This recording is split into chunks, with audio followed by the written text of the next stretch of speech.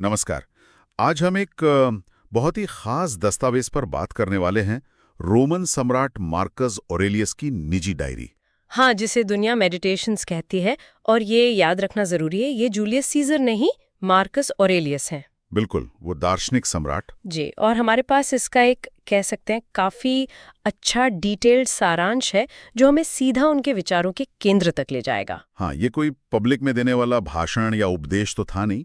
ये तो एक शासक के खुद से विचार विमर्श वाले नोट्स हैं। सही कहा, बिल्कुल निजी। और इस चर्चा का हमारा मकसद ये समझना है कि कैसे इतिहास के शायद सबसे शक्तिशाली लोगों में से एक अपने शासनकाल की भयानक उथल-पुथल, मतलब युद्ध, महामारी, साजिशें, इन सब के बीच उफ, हाँ। कैसे उसने स्टोइक दर्शन का सहारा लिया एक शांत, तर्कसंगत और नैतिक जीवन जीने के लिए। और ये देखना कि क्या आज भी हम उनकी बातों से कुछ सीख सकते हैं, खासकर जब जिंदगी मुश्किल लगे। बिल्कुल, यही तो इसकी खूबसूरती है। ये दर्शन सिर्फ किताबों में नहीं था, ये रोजमर्रा की मुश्किलों से उनसे जूझने का एक प्रैक्टिकल तरीका था। हाँ, एक ऐसा फ्रेमवर्क जिसे वो खुद पर लागू करने के लिए आप देखेंगे लगातार कोशिश करते दिखते हैं। ये चीज इसे और भी मानवीय और रिलेटेबल बनाती है।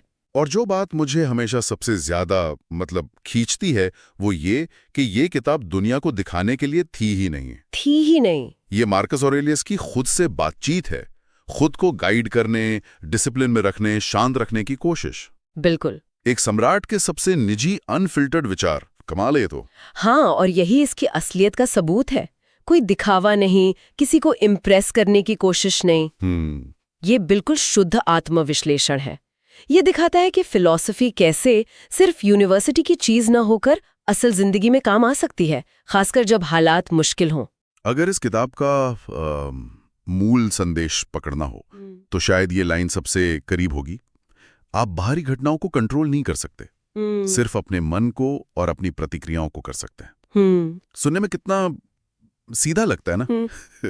पर क्या इसे जीना भी उतना ही आसान है, खासकर आज की दुनिया में? ये सवाल ही स्टोइक दर्शन के बिल्कुल दिल में है। बाहर की दुनिया में उथल-पुथल तो रहेगी, वो तो है। हाँ, लेकिन क्या अंदरूनी शांति, स्थिरता फिर भी मुमकिन है? स्टोइक्स का जवाब था हाँ, पर हाँ, ये आसान नहीं है। अच्छा। इसके लिए लगातार प्रैक्टिस चाहिए, सेल्फ अवेयरनेस चाहिए, अपने विचारों पर काम करने की जरूरत होती है। तो चलिए फिर इस दर्शन की परतें खोलते हैं, देखते हैं मार्कस ने इसे अपनी जिंदगी में कैसे उतारा। जरूर। शुरुआत करते हैं पुस्तक 1 से। ये दिलचस्प है क्योंकि ये सीधी कृतज्ञता और मार्गदर्शन पर है। हाँ, ये कोई भारी भरकम फिलॉसफी से शुरू नहीं होती, बल्कि उन लोगों की लिस्ट है जिनसे उन्होंने सीखा और जिनके लिए वो शुक्रगुजार हैं। बिल्कुल, अपने दादा से दया और शांति सीखी, अपने अडॉप्टेड पिता से विनम्रता और दृढ़ता, माँ से धर्मपरायणता, उदारता। टीचर से सच, फिलॉसफी, न्याय का प्यार सीखा। ये शुरुआत थोड़ी अलग सी लगती है। हाँ, लेकिन स्टोइक सोच की नींव के लिए बहुत जरूरी है कृतज्ञता को बेस बनाना। ये मानना कि हमारा चरित्र, हमारा ज्ञान दूसरों के योगदान से बना है। ये विनम्रता लाता है। ये हमें याद दिलाता है कि हम अकेले नहीं हैं, हमें गाइडेंस मिली है। ये सेल्फ इम्प्रूवमेंट की यात्रा के लिए एक पॉजिटिव शुरुआती पॉइंट है। ये पहचानना कि किन गुणों की कद्र करनी है, उन्हें अपने अंदर लाने का पहला कदम है। सही कहा, एक तरह से अपनी नैतिक दिशा तय करना। फिर पुस्तक 2 में वो सीधे मन पर कंट्रोल की बात पर आते हैं। जी। वो खुद को सुबह उठते ही याद दिलाते हैं कि आज उनका सामना मुश्किल, एहसान फरामोश, घमंडी लोगों से हो सकता है, लेकिन उन्हें परेशान नहीं होना है। हाँ, क्योंकि वो सब अज्ञानता में ऐसा कर रहे हैं। और ये विचार दुनिया बदलाव है और जीवन राय है, सिर्फ आपके विचार ही आपको परेशान कर सकते हैं। ये कितना पावरफुल है। बहुत ज्यादा। ये स्टोइसिज्म का बिल्कुल सेंट्रल पॉइंट है। हमारा जो अनुभव है वो बाहरी घटनाओं से उतना तय नहीं होता जितना हमारे उन घटनाओं के बारे में जजमेंट या राय से होता है। अच्छा। घटनाएं तो न्यूट्रल होती हैं, हम उन्हें अच्छा या बुरा बनाते हैं। मार्कस के लिए सुबह की ये मेंटल तैयारी एक शील्ड की तरह थी, दिन की मुश्किलों के लिए खुद को पहले से रेडी करना। और वो मौत के डर की भी बात करते हैं। हाँ, उनका मौत को लेकर नजरिया भी इसी लॉजिक पर बेस्ड है। ये जिंदगी का एक नेचुरल, जरूरी हिस्सा है, यूनिवर्स की प्रक्रिया का पार्ट है। तो उससे डरना अतार्किक है। उनके हिसाब से हाँ, डरना इर्रेशनल है। लेकिन क्या ये कहना आसान नहीं है?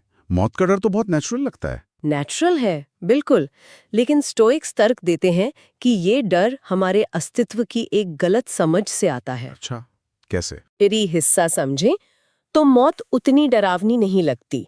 ये प्रकृति के चक्र का हिस्सा है, जैसे जन्म। इसे एक्सेप्ट करना सीखने से शांति मिलती है। आगे बढ़ते हैं पुस्तक 3 की तरफ, जहां उद्देश्यपूर्ण जीवन, पर्पसफुल लाइफ पर जोर है। यहां उनका एक फेमस कोट है, इस बात पर बहस करने में टाइम वेस्ट मत करो कि एक अच्छा आदमी कैसा होना चाहिए, एक बनो। क्या बात है। बहुत सीधा और प्रैक्टिकल लगता है ये तो। वो ये भी कहते हैं कि सुख या प्रसिद्धि जैसी पल भर की चीजों के पीछे मत भागो। बिल्कुल, ये कर्म के महत्व को दिखाता है। स्टोइक फिलॉसफी सिर्फ सोचने या महसूस करने के बारे में नहीं है, ये सही करने के बारे में है। अच्छा, जानना काफी नहीं है, उसे अपने व्यवहार में लाना जरूरी है। हर पल में अपना कर्तव्य, चाहे वो कितना भी छोटा क्यों ना लगे, पूरी ईमानदारी से निभाना, यही अपने आप में एक पर्पसफुल लाइफ है। और प्रसिद्धि वगैरह? वो तो बदलती रहती है, हमारे कंट्रोल से बाहर है, तो उन पर अपनी खुशी टिकाना बेवकूफ़ी है। अच्छा इंसान बनना एक लगातार चलने वाला एक्शन है, कोई फाइनल स्टेज नहीं। पुस्तक आईवी में वो यूनिवर्स की प्रकृति को एक्सेप्ट करने की बात करते हैं। यहाँ लोगोस यानी तर्क का विचार आता है जी, लोगोस। कि ब्रह्मांड एक लॉजिकल सिस्टम से चलता है और जो कुछ भी होता है वो पूरे सिस्टम के भले के लिए होता है। इसलिए जो हो रहा है, चाहे बुरा ही क्यों ना लगे, उसे शांति से स्वीकार करो। ये थोड़ा मुश्किल लगता है मानना। हाँ, ये स्टोइसिज्म के सबसे चैलेंजिंग पहलुओं में से एक है, मैं मानती हूँ। लोगोस को आप यूनिवर्स का एक अंदरूनी लॉजिक या ऑपरेटिंग प्रिंसिपल समझ सकती हैं। जैसे प्रकृति के नियम? हाँ, कुछ वैसा ही, एक बड़ा सिस्टम जो सब कुछ कंट्रोल करता है। मार्कस का मानना था कि इस सिस्टम के साथ हार्मनी में रहना, यानी जो हो रहा है उसे स्वीकार करना क्योंकि वो बड़ी पिक्चर का हिस्सा है, यही अंदरूनी शांति लाता है। तो ये पैसिव होना नहीं है? नहीं, बिल्कुल नहीं। ये बेकार के रेजिस्टेंस से बचना है। उन्होंने अहंकार पर भी चोट की। यूनिवर्स की विशालता में हम कितने छोटे हैं, हमारी चिंताएं कितनी छोटी हैं। मरने के बाद प्रसिद्धि का क्या मतलब? ये नजरिया हमें विनम्र बनाता है। तो ये एक तरह से अपनी प्रॉब्लम्स को सही साइज में देखना है। बिल्कुल, अपनी पर्सनल इच्छाओं और डरों को एक बड़े कॉस्मिक कॉन्टेक्स्ट में रखकर उन्हें कम महत्व देना, ये हमें छोटी छोटी बातों पर परेशान होने से रोकता है। चलिए पुस्तक वी पर आते हैं, ड्यूटी और डिसिप्लिन।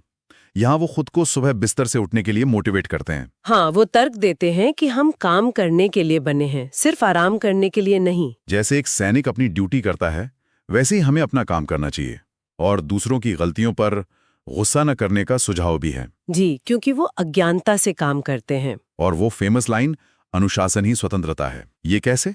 ये तो उल्टा लगता है। हाँ, सुनने में विरोधाभासी लगता है, लेकिन स्टोइक नजरिए से देखें तो अनुशासन हमें हमारी ही कमजोरियों का गुलाम बनने से बचाता है, जैसे आलस, गुस्सा, डर, इच्छाएं। अच्छा? जब हम अनुशासित होते हैं तो हम बाहरी घटनाओं या अपनी फीलिंग्स के आधार पर रिएक्ट करने के बजाय अपने लॉजिक और वैल्यूज के आधार पर काम करने के लिए स्वतंत्र होते हैं। तो सेल्फ डिसिप्लिन हमें आवेगों की गुलामी से आजाद करता है और हमें एक समझदारी वाली जिंदगी जीने की आजादी देता है। बिल्कुल। और दूसरों की गलतियों पर गुस्सा ना करने का तर्क भी जरूरी है। अगर लोग अनजाने में गलती कर रहे हैं तो उन्हें सुधारने या सिखाने की जरूरत है, उनसे नफरत करने की नहीं। ये तो सहानुभूति का एक बहुत गहरा लेवल है ना? पुस्तक वी और 7 में समझ और आंतरिक शांति पर और विस्तार है। फिर से वही बात दोहराई जाती है कि हम दूसरों को कंट्रोल नहीं कर सकते, सिर्फ अपनी प्रतिक्रियाओं को। हाँ, ये थीम बार बार आती है। अन्याय करने वालों पर नफरत नहीं, दया करनी चाहिए। और ये कि असलियत अपने आप में अच्छी या बुरी नहीं होती, हमारा जजमेंट उसे ऐसा बनाता है। बिल्कुल। और मुश्किल वक्त में ये याद रखना कि ये भी गुजर जाएगा। ये इमोशनल रेजिलियंस का एक तरह से नुस्खा है। बाहर की दुनिया में तूफान आते रहेंगे, लेकिन क्या हम अपने मन के अंदर शांति बनाए रख सकते हैं? स्टोइक्स मानते थे कि हाँ, रख सकते हैं, अगर हम अपनी इंटरप्रिटेशंस पर काम करें। कोई घटना तभी बुरी होती है जब हम उसे वैसा मानते हैं। अच्छा, अगर हम उसे न्यूट्रल तरीके से देखें या सीखने के मौके की तरह देखें तो उसका असर बदल जाता है। और ये भी गुजर जाएगा वाला मंत्र हमें याद दिलाता है कि कुछ भी परमानेंट नहीं है, न सुख न दुख। ये हमें प्रेजेंट मोमेंट में स्थिर रहने में मदद करता है। सही कहा। ये आज के दौर में जो माइंडफुलनेस की बात होती है उसके जैसा लगता है। काफी हद तक स्टोइसिज्म में भी प्रेजेंट मोमेंट पर फोकस करना, अपने विचारों के प्रति जागरूक होना और उन्हें लॉजिक की कसौटी पर परखना, ये सब शामिल है जो माइंडफुलनेस के सिद्धांतों से मिलता जुलता है। पुस्तक 8th और 9th ईमानदारी, क्षमा और समाज के लिए उपयोगिता, इन पर फोकस करते हैं। मार्कस खुद को याद दिलाते हैं कि बाहरी घटनाओं को उन्हें नेकी के रास्ते से भटकाने नहीं देना चाहिए। अपनी इंटेग्रिटी बनाए रखना। चाहे लोग आलोचना करें, ये रुकावट डालें, फिर भी दयालु और मजबूत रहना है। और ये कमाल का विचार, सबसे अच्छा बदला यह है कि हम अपने दुश्मन जैसे न बने। वाओ, ये बहुत गहरी बात है ना? साथ ही वो बार बार कहते हैं कि हर गलत काम अज्ञानता का नतीजा है, इसलिए माफ करना जरूरी है। हाँ, माफी का विचार जो अज्ञानता की समझ पर आधारित है, हमें कड़वाहट से बचाता है। बदला लेने की इच्छा हमें उसी लेवल पर ले आती है जिससे हम नफरत करते हैं। और ये भी कि हम सामाजिक प्राणी हैं, सहयोग के लिए बने हैं, इसलिए समाज के लिए उपयोगी होना हमारा कर्तव्य है। जी, ये स्टोइसिज्म का एक महत्वपूर्ण सामाजिक पहलू है। ये सिर्फ पर्सनल शांति के बारे में नहीं है, हाँ। बल्कि कलेक्टिव वेलफेयर में अपना योगदान देने के बारे में भी है। हम सब एक बड़े समुदाय का हिस्सा है और हमारा भला दूसरों के भले से जुड़ा है। और आखिर में पुस्तक X, 11 और 12 ये अंतिम विचारों को समेटती हैं। आंतरिक शांति, सद्गुण और मृत्यु की स्वीकृति।